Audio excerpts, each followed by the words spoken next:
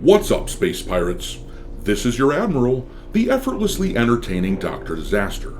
And do you guys remember last year when Dragon Age the Veilguard came out, how all the game journalists and their allies out there were acting like they didn't know what we were talking about when we said that the game looked woke as hell? There's nothing wrong with me. Maybe there's something wrong with the universe. They called us tourists for noticing that suddenly the game franchise seemed quite immersed in gender identity politics. They had top surgery scars available in Dragon Age the Veilguard's character creator screen because of course they did. Meanwhile, if you wanted to make a female character with the body proportions of anything other than a toothpick, you were shit out of luck. It quickly became evident to anyone with eyeballs and a reasonably functioning brain that there was a very specific sort of person that this game was trying to appeal to. That ain't no woman. It's a man. The game was directed by a self-described queerosexual gendermancer who made sure that the game took a complete U-turn with regards to how the tone and story were handled. David Gator, one of the original writers of the franchise, who has turned into a progressive sheep over the years, he said that Dragon Age was always this way, and that anyone who didn't like it was a tourist, and yet somehow the audience for the franchise was decimated when Dragon Age the Veilguard came out. Sales fell off a cliff compared to previous entries, proving that the Veilguard is at odds with what the vast majority of gamers want. Am I so out of touch?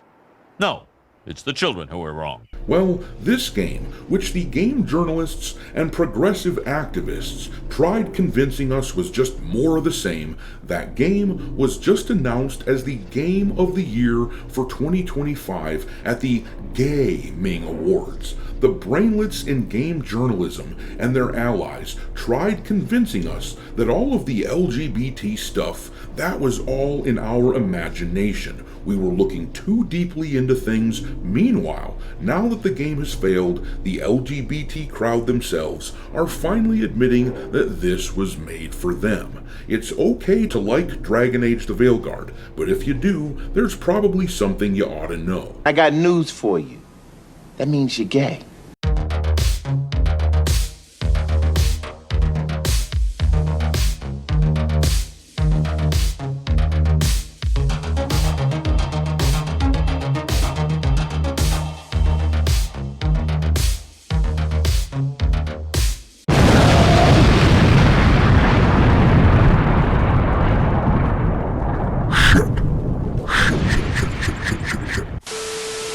Alright, me hearties, make sure that you hit the like button on this video, share it with your friends, subscribe to the channel if you haven't already, and I've begun uploading some content onto Rumble as well, so make sure that you follow Dr. Disaster on that site too. Also, give me a follow over on X, where my handle is Dr. Disaster 1. I keep a list on there of games lousy with wokeness pinned to my account at all times for your reference, and of course, Dragon Age the Veilguard is on that list big time. Now, let me throw this out there. I sincerely do not give a shit if someone is gay or lesbian or anything like that. I have a friend who happens to be a lesbian. She's awesome. I don't mind if someone has those characteristics, but what I don't much care for is shit like this. The mentality where people like this think they need to exist in some kind of a parallel culture, and more than that, the insistence that we act as though this is somehow equal to the culture at large, or even just valid. The problem with that mindset is perfectly encapsulated by what we saw with Dragon Age the Veilguard. People like this take something that a large chunk of people love, people who aren't invested in this weird parallel culture, but they take something like the Dragon Age franchise, they kill it, hollow it out, and then use the thing as a skin suit in order to lure us in, to get us to unwittingly support them. And when we say, hey, I don't like this isn't what it used to be, they get angry. They don't understand why we don't like it. They don't understand how we can see through their skin suit and tell that this isn't what it used to be. Now, it used to work, but people have wised up. We are on the lookout for this sort of behavior, which is why sales for the Veilguard were awful. The thing is, if they at least created new IP and then told the LGBT stories that they want to tell with that as a vehicle, I would respect it a hell of a lot more. And actually, even more than that, I would respect their work even more if their gay characters weren't automatically flamboyant and strange. If there was just a normal man or woman who happened to be gay in their stories, that would be a lot more interesting and relatable than whatever these people are doing. As an example of the sort of character I'm talking about, look at the character Robin in Stranger Things. I've recently been rewatching that show because my daughter has never seen it before, and Robin in that show is just a pretty normal kid who happens to like women. Being lesbian is part of her story, but it isn't obnoxiously thrown in your face.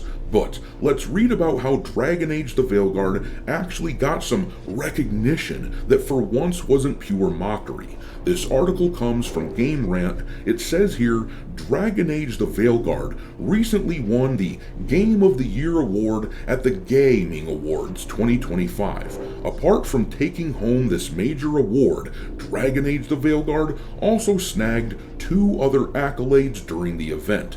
Let me just stop and point out that they called this a major award. This is another example of people like this trying desperately to make this parallel version of the culture at large into something bigger than it actually is. This was not a major award. It is simply a pat on the head for BioWare for being such good little propagandists. I'll bet, though, that the developers who were fired because BioWare was gutted after this flop of a game, instead of this award, I will bet that these developers would much rather have their jobs. Anyhow, reading on, BioWare's latest action RPG was released in 2024 after being in development for almost a decade.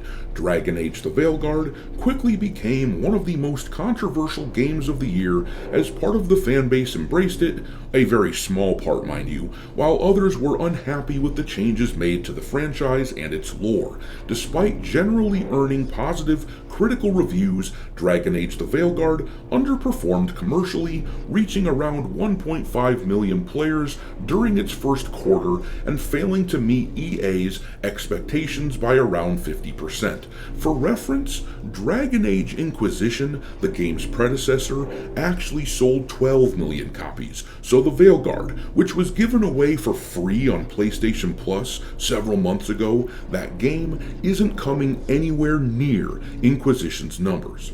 The article says next, though, Dragon Age the Veilguard won big at the Gayming Awards 2025, a competition focused on games with LGBTQ+ themes. But wait a minute, time out. I was reliably informed that Dragon Age the Veilguard wasn't actually woke and wasn't actually made for the LGBT crowd. I was told we were just exaggerating how bad all of that was. It's interesting how this game won an award that apparently they aren't even qualified to win. But anyhow, apart from taking the main award home, Veilguard's protagonist Rook also snagged the Best LGBT Character Award, and actor Erika Ishii, who voiced one version of Rook, won the Best LGBT Voice Actor of the Year award. Dragon Age the Veilguard winning awards in an LGBTQ+ focused competition makes sense, as the game allows gamers to decide Rook's sexual orientation and gender identity, and features non-binary characters such such as Tosh, unfortunately, backlash regarding LGBT themes was part of the reason why some individuals promoted a review bombing campaign against Dragon Age the Veilguard after the game released. Among the negative reviews at the time, many bashed the game's woke dialogue and LGBTQ+ representation. Oh, they just couldn't help themselves, could they? They just can't handle the fact that normal people do not like this shit. Oh no, it can't be that. It has to be a review bombing campaign. That's the only reason someone would speak ill of this brilliance. They're just trying to review bomb. In truth, though, these dingleberries simply need to face the facts. This parallel culture repels an awful lot of us. Just because we disagree does not make it a negative review bombing campaign. It makes it the zeitgeist, you absolute buffoons. But I'm gonna leave it there. Drop some mockery of the Gayming Awards and Dragon Age the Veilguard into the comment section below, and we will talk there. Thanks for watching, me hearties. If you haven't already, your Admiral is inviting you to subscribe to the channel and become a part of the crew. Life as a space pirate may not be glamorous, but there's always plenty of booty.